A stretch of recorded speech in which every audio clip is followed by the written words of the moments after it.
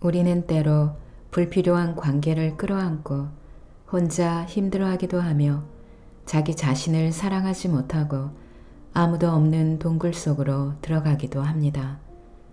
그러나 자신을 미워하면서까지 나를 공격하는 세상의 모든 관계를 사랑할 필요는 없습니다. 나를 지키는 힘은 외부 세계가 아닌 나의 안에 있습니다. 현실을 피하기보다 새로운 현실을 만들어내고 상처로 인해 생채기 난 마음을 적극적으로 관리할 수 있다면 결국에는 상처받은 자기 자신조차 온전히 사랑할 수 있을 것입니다.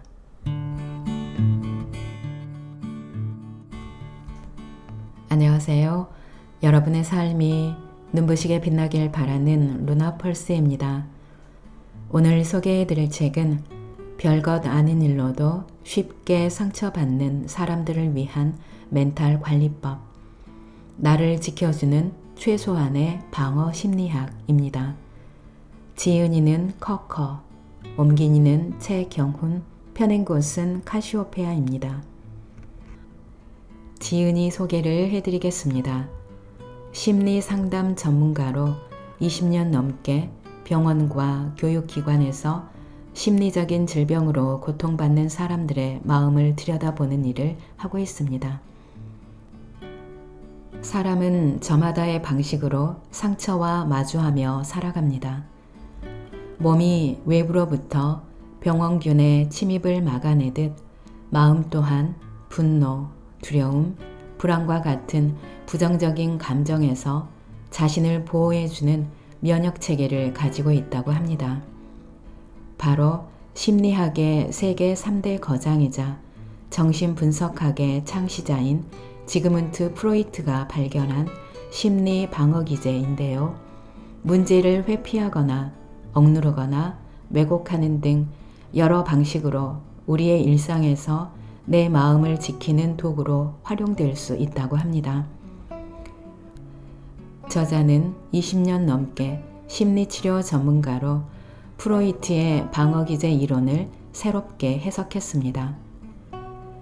저자가 제시한 방어 심리학은 자기 내면에 숨어있는 방어 기제를 발견하고 이것을 우리 삶에 합리적이고 유익하게 사용할 수 있도록 도와주는 심리학입니다.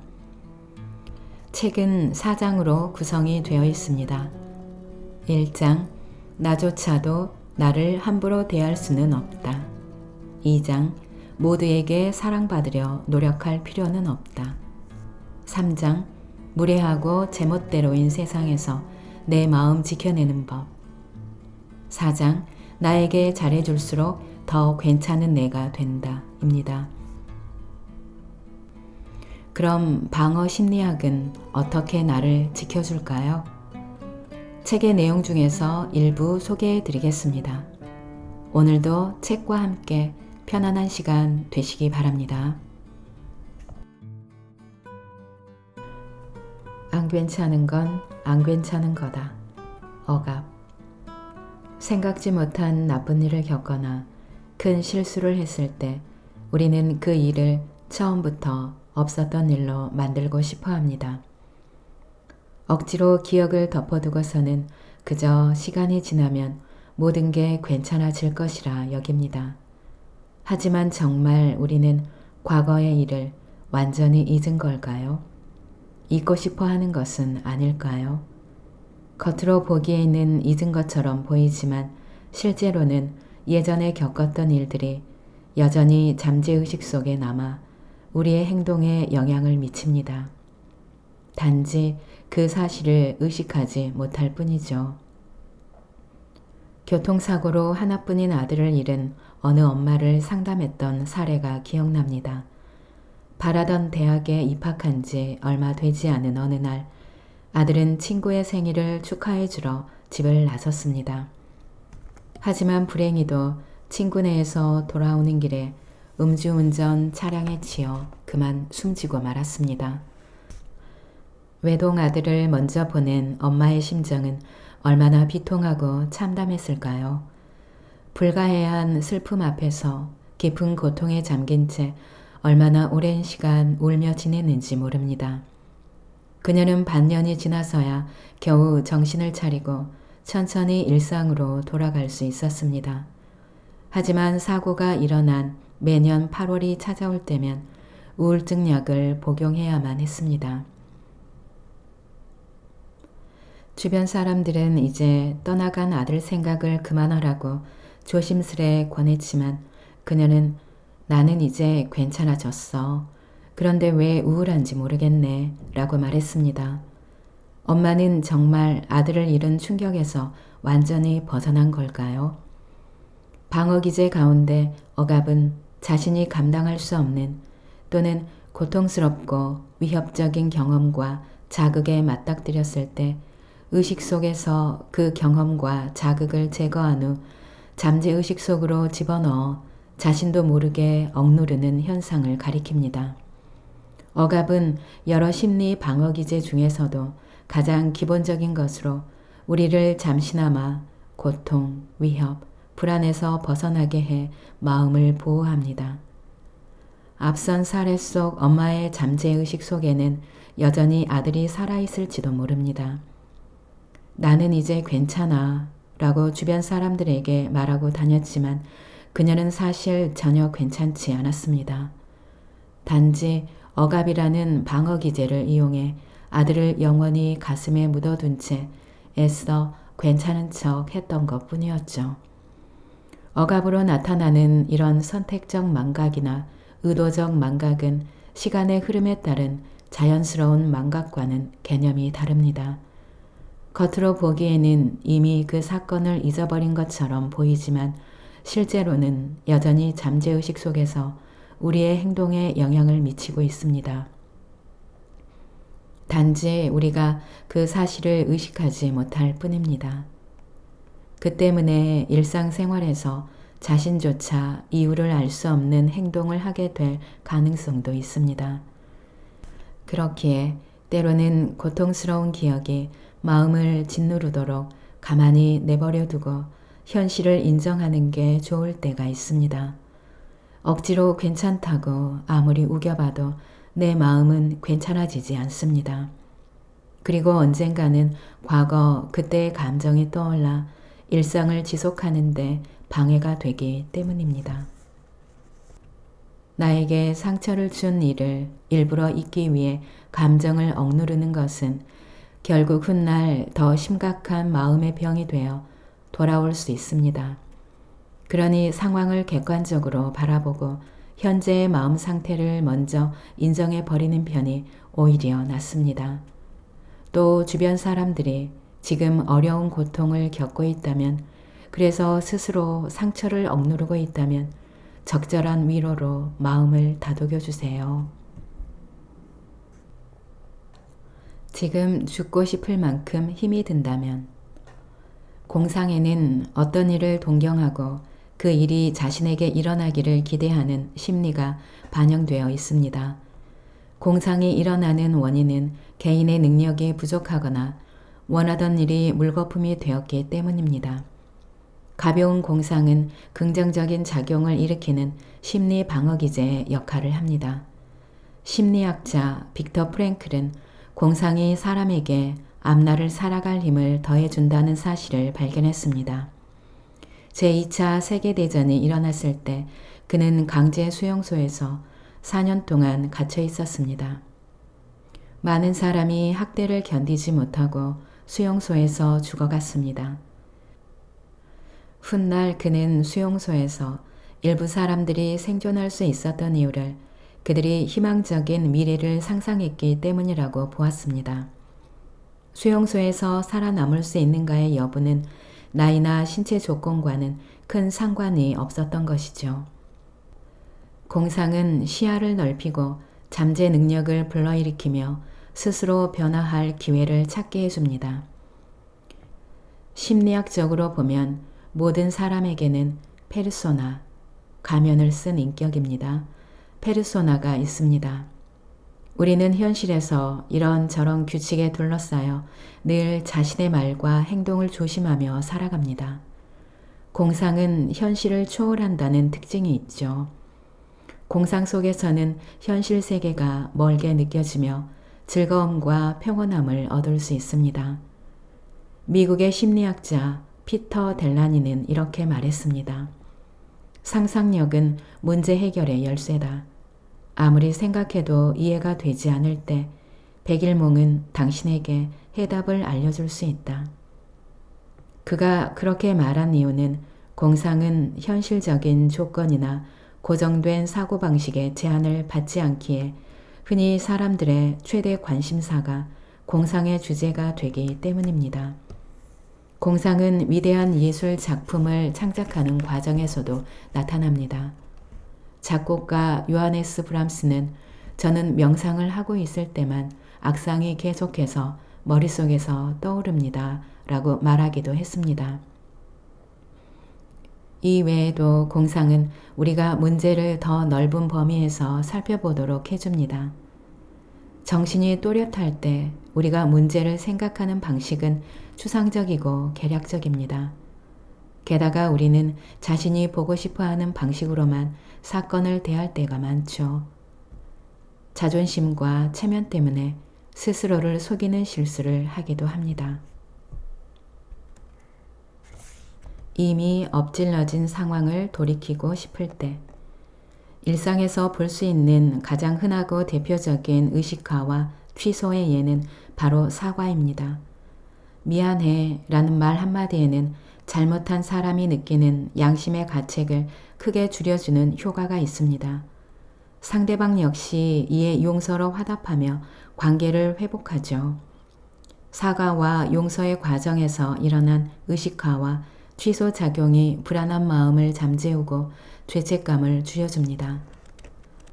삼국지의 인물 중 유능하고 엄격한 지도자로 이름난 조조의 한 일화에서도 의식화와 취소 작용이 나타납니다.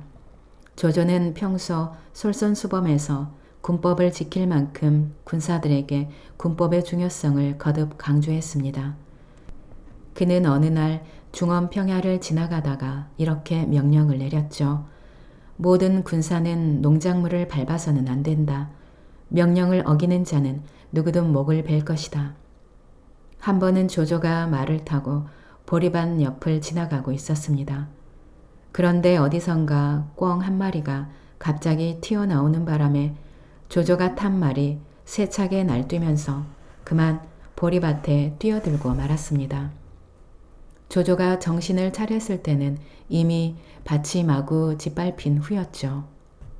조조는 공정한 군법에 따라 자신을 사형에 처하라며 군사들에게 명령을 내렸습니다. 물론 충직한 군사들은 여러 이유를 들며 그래서는 안 된다고 간언했습니다.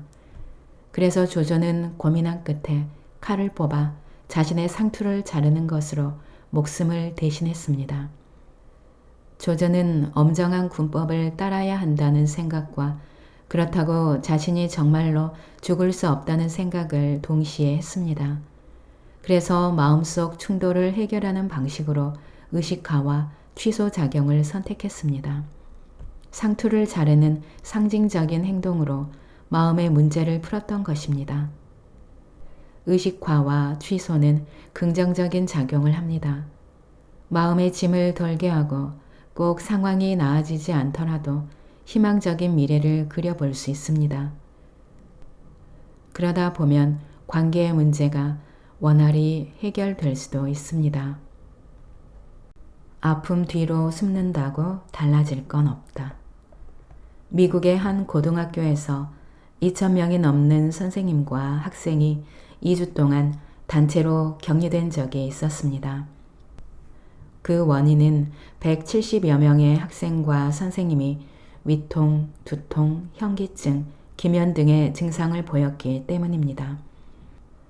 보건당국에서는 교내 식당과 기숙사의 위생 상태를 검사하고 병을 일으킬 만한 원인이 있는지 꼼꼼하게 조사했지만 아무런 문제도 발견하지 못했습니다. 병원의 검사 결과에서도 선생님과 학생들의 몸에 아무런 이상이 나타나지 않았죠. 왜 이런 일이 생겼을까요? 알고 보니 사건이 발생하기 전에 이 고등학교에서는 학교에 유행성 질병이 돌 거라는 헛소문이 있었다고 합니다. 그 헛소문으로 인해 선생님과 학생들은 계속 불안과 두려움에 떨어야 했죠. 그러더니 언제부터인가 유행성 질병 증상을 보이는 학생과 선생님들이 정말로 나타났습니다. 하지만 아무리 조사해도 전염병을 일으킬 만한 바이러스는 발견되지 않았고 어느 정도 시간이 흐르자 다행히 병은 자연스럽게 사라졌습니다. 이 사례는 신체화의 집단 반응으로 볼 수 있습니다. 신체화란 심리 문제가 신체 증상으로 나타나는 방어 기제입니다. 몸에 병이 있으면 마음에도 병이 생기고 반대로 심리적인 질병이 신체 건강에 나쁜 영향을 미치는 것을 말합니다. 우리는 때로 정신적인 고통과 불안을 신체 증상으로 전환해 표현합니다. 그러면 내가 지금 이렇게 힘든 이유는 몸이 아파서 그런 거야 라고 생각할 수 있습니다.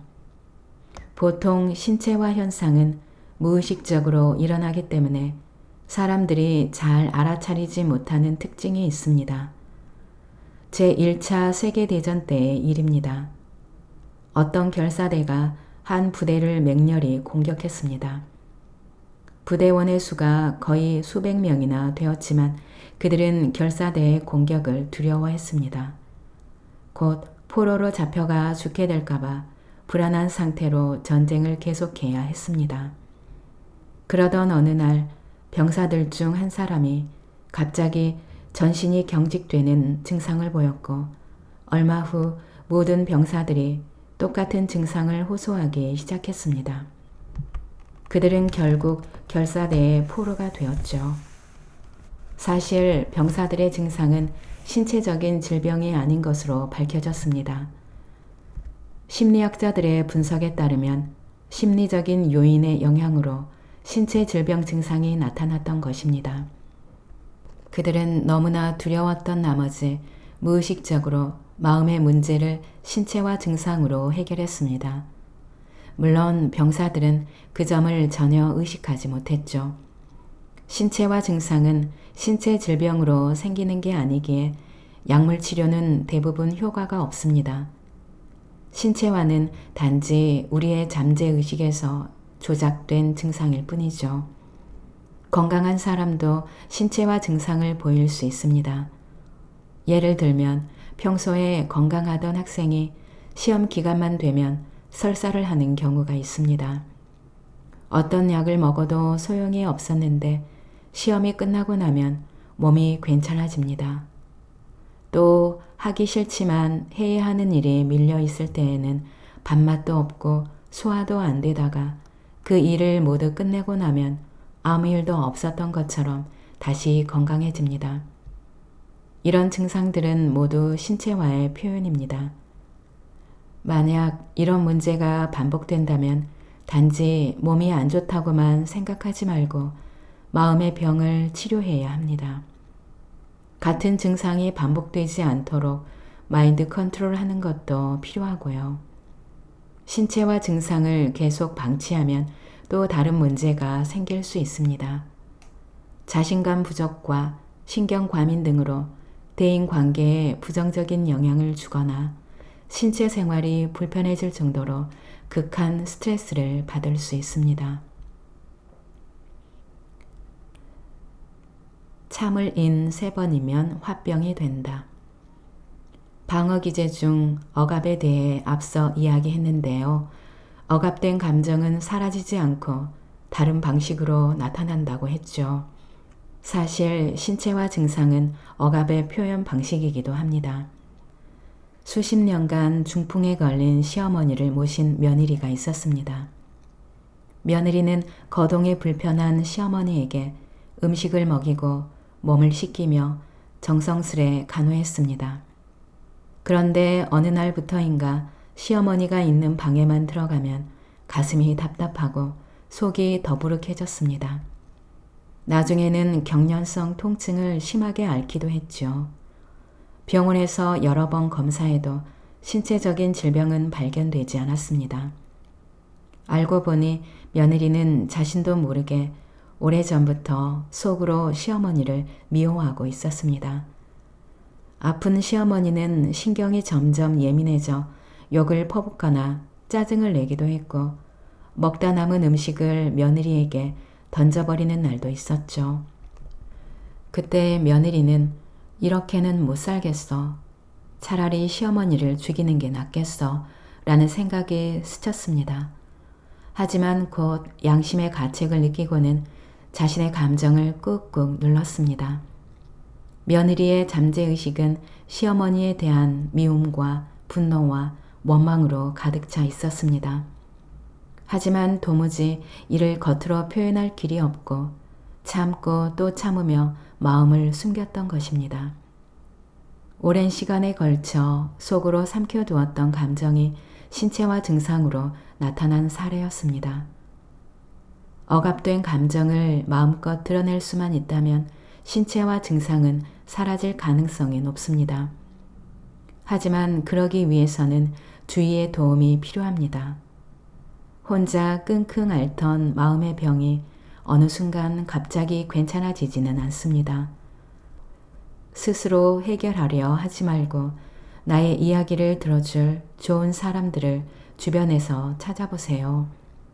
마음속 깊은 곳에 가둬두었던 억압된 감정을 누군가에게 쏟아내는 것만으로도 증상은 충분히 완화될 수 있습니다. 누구도 다른 사람에게 상처 줄 수 없다. 전치.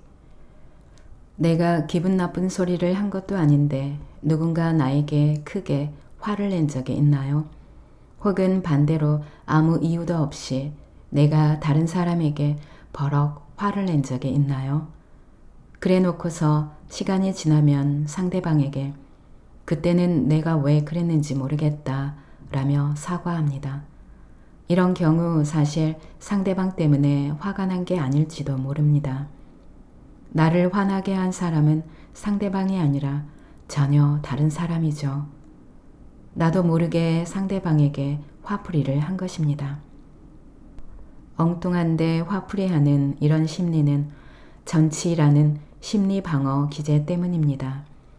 전치란 사회 규범에 맞지 않거나 자아의식이 허용하지 않아서 어떤 대상에게 감정과 욕망을 직접적으로 표현할 수 없을 때 비교적 안전한 대상에게 자신의 심리적인 불안을 해소하는 걸 가리킵니다. 심리학에는 전치 기제를 표현한 걷어차인 고양이라는 유명한 개념이 있습니다. 어떤 회사의 회장은 스스로에게 매우 엄격했습니다. 회사에 일찍 출근하고 늦게 퇴근하겠다고 자기 자신과 약속하고 그 약속을 반드시 지키는 사람이었죠. 어느 날 그는 아침에 신문을 보는데 정신이 팔려 회사에 지각하게 되었습니다. 조급한 마음에 차를 급하게 몰다가 때마침 단속을 나온 경찰에 걸려 벌금 고지서를 떼었고 시간은 지체되어 회사에 늦게 도착하게 된 것이죠.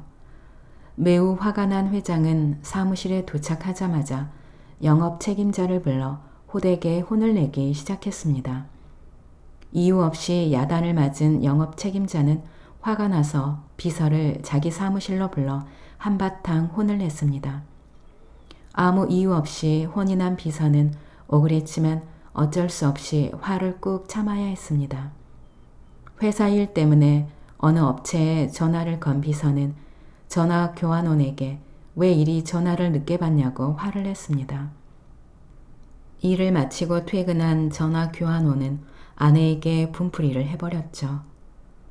기분이 불쾌해진 아내는 방에서 소란을 피우는 아이를 때리게 되었고 아이는 분노로 가득 차서 집에서 키우는 고양이를 발로 뻥 차버립니다.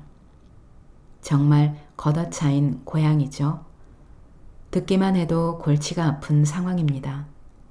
이 이야기에 나오는 사람들은 모두 전치 방어 기제를 사용해서 자신을 보호했습니다. 분노의 전치는 일상에서 아주 흔하게 볼 수 있습니다. 당사자 본인도 그 순간에는 자신을 제어하지 못합니다. 이성을 잃은 상태이기 때문이죠. 화내도 괜찮은 만만한 사람은 없다. 사람들이 찾는 전치 대상의 첫 번째 요건은 바로 안전성입니다. 사람들은 아무에게나 감정을 전치시키지 않고 자신의 감정과 관련이 있거나 원래의 대상과 비슷한 특징이 있는 대상에게 감정을 전치시킵니다.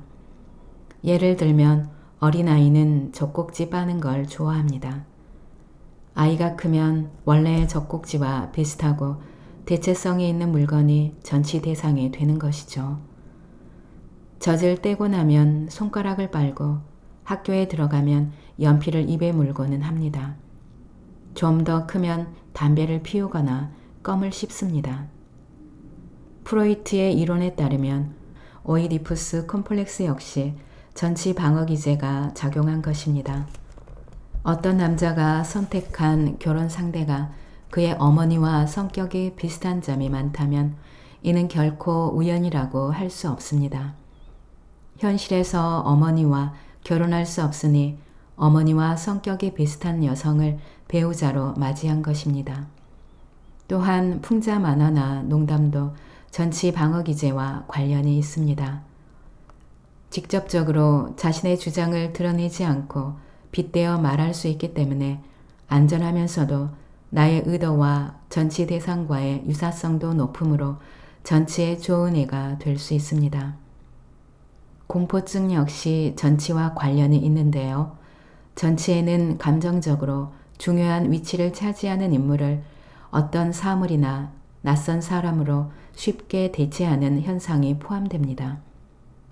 일반적으로 공포증 환자는 어떤 사물이나 사람에 대해 느끼는 공포를 정상적인 사람이 생각하기에는 전혀 두려워할 필요가 없는 대상으로 전치시킵니다. 그중 가장 유명한 사례는 앞서 언급한 오이디푸스 콤플렉스로 인해 생긴 공포증입니다. 1909년에 프로이트는 5살 된 남자아이 한스의 사례를 들어 전치로 인한 공포증의 형성 과정을 설명했습니다. 어느 날 한스는 엄마와 마차를 타고 외출했는데 갑자기 마차가 뒤집혔습니다. 한스는 놀라 허둥대면서 말이 자신을 물까봐 두려워했죠. 이 사고 이후로 한스는 말 공포증에 걸리게 되었습니다. 프로이트는 한스의 말 공포증이 아버지 때문에 느낀 불안감을 말에게 전치시키면서 왔다고 이야기했습니다. 어머니를 사랑하고 아버지를 적으로 생각하는 억압된 감정이 한스의 잠재의식 속에 숨어 있었던 것입니다. 그래서 비교적 안전하고 자신을 해치지 않을 대상인 말에게 자기 감정을 전치시켰죠. 말에게 물리는 것에 대한 두려움은 곧 아버지에 대한 두려움이었습니다. 영문도 모르고 전체의 대상이 된 사람은 당연히 상처를 받습니다. 억울함이 밀려오는 한편 혼자 생각하고 자책하며 불만과 분노를 자기 자신에게 돌립니다. 무의식 중에 자신을 인간관계의 희생양으로 만들거나 자기 연민에 빠지기도 하고요.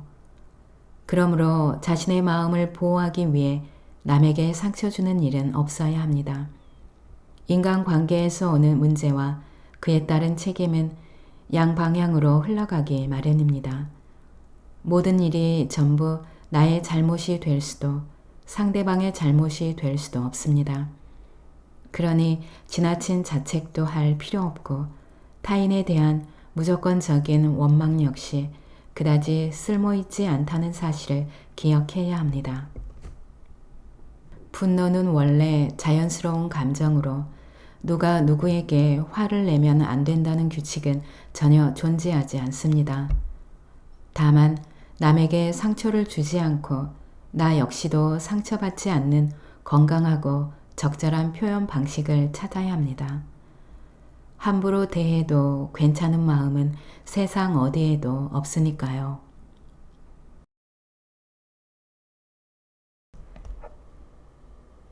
흔들리지 않고 자기 중심을 지키려면 여러분은 사람들의 눈에 띄는 것을 두려워한 적이 있나요? 특이한 사람처럼 보일까봐 자신의 의견을 당당하게 말하지 못하거나 대세를 따르지는 않나요? 대세를 따른다는 건 동조를 의미합니다. 동조란 사람들이 은연중에 대다수의 의견을 기준으로 판단하고 이미지를 형성하는 심리 변화 과정을 가리킵니다. 동조는 동일시 방어 기제에 따른 현상입니다. 남의 의견에 동조하면 상처받을 일도 없고 자신의 긴장과 불안을 없앨 수 있죠. 동조하는 사람은 다음과 같은 심리를 가지고 있습니다. 다른 사람을 따라하면 어차피 실수를 해도 나 혼자 실수하는 것보다는 비웃음을 덜 당할 거야. 이렇게 사람들은 자신의 의견을 집단 속에 숨기거나 옷차림, 말과 행동 등에서 집단을 따르는 경향을 보입니다. 1952년에 심리학자 솔로몬 애쉬가 한 유명한 실험은 동조 효과가 존재한다는 걸 증명했습니다. 우리는 그의 실험에서 사람들이 동조할 때 동일시 심리 방어 기제를 사용한다는 것을 알 수 있습니다. 애쉬는 실험에 참가한 7명의 대학생들에게 시력 검사 실험을 한다고 설명하고 서로 다른 길이의 선분을 보여준 뒤 어느 선분이 표준선과 길이가 같은지 고르라고 했습니다. 그는 실험의 진짜 목적을 알고 있는 가짜 피험자 6명을 미리 대기시켜 의자에 줄줄이 앉게 했고 진짜 피험자 1명을 맨 끝에 있는 의자에 앉게 했습니다. 진짜 피험자 몰래 가짜 피험자 6명에게는 모두 같은 대답을 할 것을 요구했습니다. 진짜 피험자는 잠시 망설이긴 했지만 결국 다른 6명이 고른 오답을 답으로 말했습니다. 실험이 끝난 다음 진짜 피험자에게 왜 그렇게 대답했느냐고 묻자 그는 이렇게 말했습니다. 처음에 저 사람들이 말한 답이 분명히 정답이 아니라고 생각했습니다. 하지만 모두가 같은 답을 말하니 저는 제 눈이 잘못되었나 보다 하고 생각하게 되었습니다. 진짜 피험자는 답을 고르기 전 아마 내적 갈등을 겪었을 것입니다. 다수가 같은 답을 골랐으니 그것이 맞는 답이지 않을까 하는 생각이 들었는지도 모릅니다. 그는 자신의 실수와 불안한 마음을 없애고자 다수의 의견에 동의했습니다. 동일시 방어 기제에 해당하는 행위입니다. 동조는 때로 외부의 강한 권위와 억압에 따르기도 합니다.